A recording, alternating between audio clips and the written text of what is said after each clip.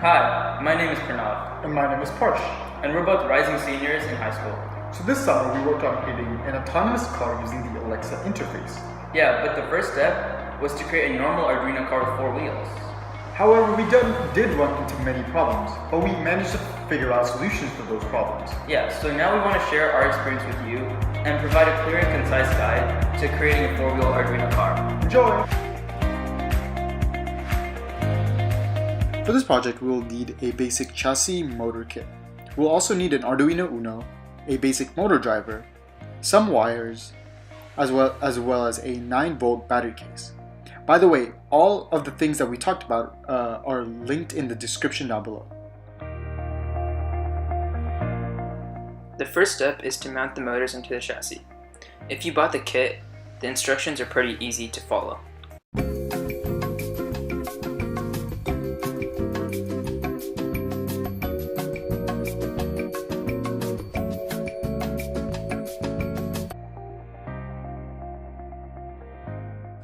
So the materials for this part are 7 male to female wires. We're going to have 1 female to female wire, 2 battery cases, 1 motor driver, and an Arduino. So first take a male to female wire and plug into digital pin 9 on the Arduino, and then plug it into E and A on the motor driver circuit. Then we take another male to female wire and plug it into digital pin 7 on the Arduino and in 1 on the motor driver circuit. The next step is to take another one and plug it into digital pin 8 on the Arduino and in 2 on the motor driver circuit. Next is digital pin 4 on the Arduino and in 3 on the motor driver circuit. Then it's digital pin 5 on the Arduino and in 4 on the motor driver circuit. And last but not least is digital pin 6 on the Arduino and E and B on the motor driver circuit.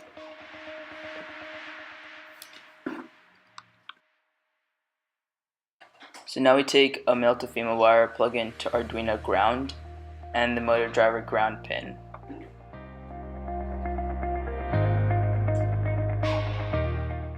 Then we take the last male to female wire, plug into 5-volt on the Arduino and the 5-volt pin on the motor driver circuit.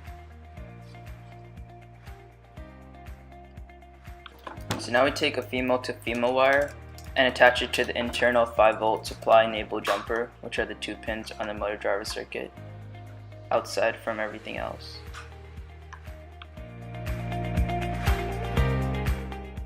So now we take the 2 battery cases and twist the black wires together in the fashion shown. Then we take the red wire of the first battery and put in the leftmost terminal, which is the 12-volt terminal. The black wires that are combined and put it into the middle terminal, which is the ground port.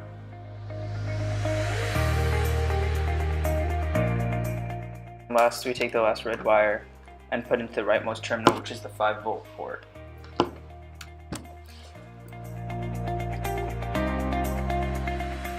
Now when we turn on both batteries, we see that the LEDs on the Arduino and the motor driver light up, showing successful connection.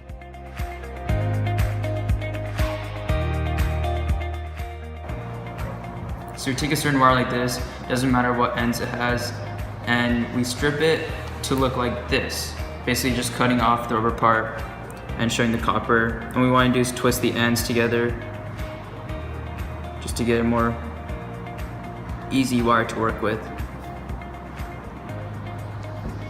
Alright, so to connect the wire into the motor, we basically take this wire, we go through the copper terminal like this, then we just take it and wrap it around a couple times until it's fully wrapped.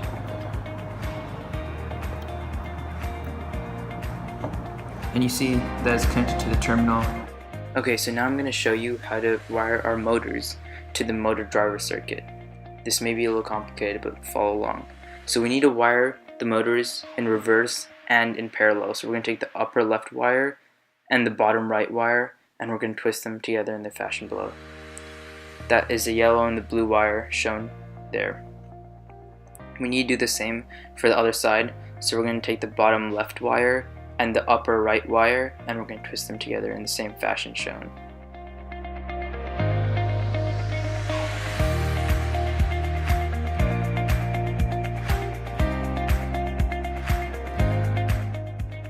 So now that we have the motor driver circuit, we can just connect these wires into the terminals. So what we do is take one, connect it inside here. You want to get all the copper part inside and just screw it in.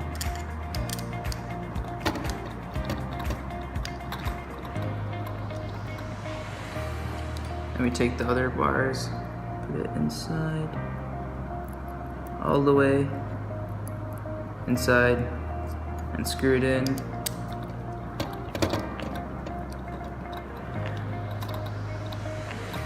And we do the same for the other side.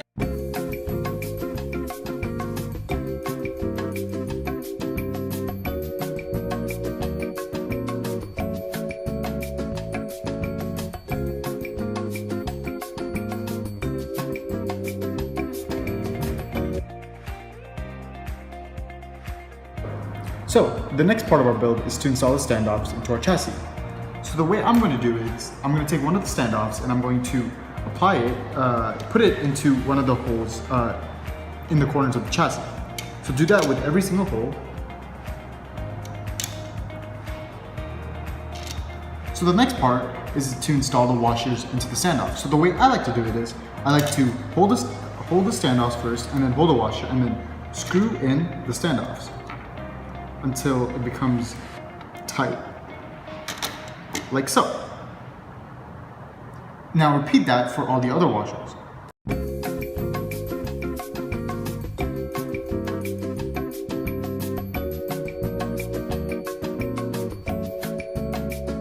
So the next step is to install the bolts.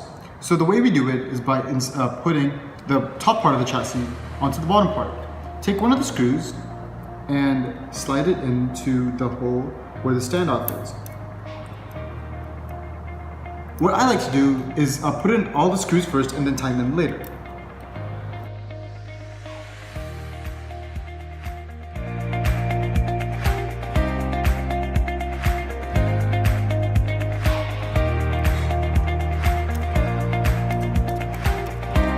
Make sure the screws aren't too tight so that if you have to change anything, you can remove the screws a lot easier.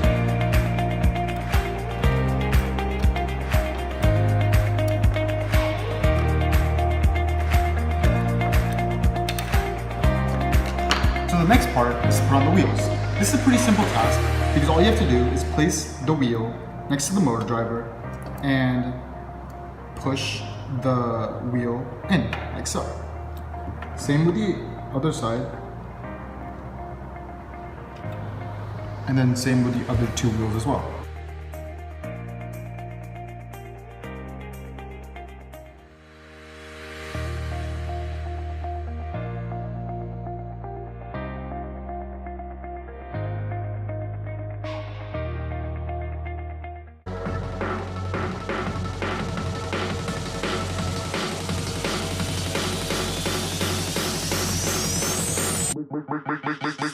Make the ground shake.